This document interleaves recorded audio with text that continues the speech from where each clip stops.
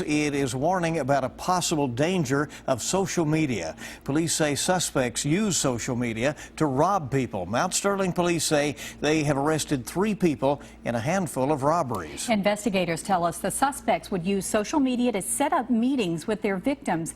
And they say in each case, each victim was threatened as well. Victor Puente is tracking the investigation in our top story at 12:30. Victor? These 3 are charged with pretending like they were going to buy or sell items online and then robbing people at gunpoint. The Mount Sterling Police Department expects more victims as their investigation continues.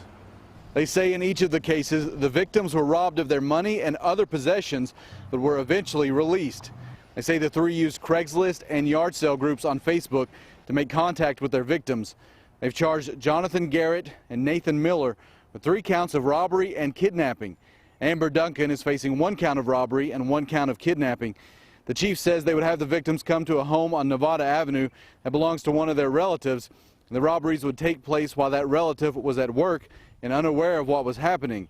In some cases, they would tie the victims up while they held them at gunpoint during the robbery. He says they threatened the victims with violence if they contacted police.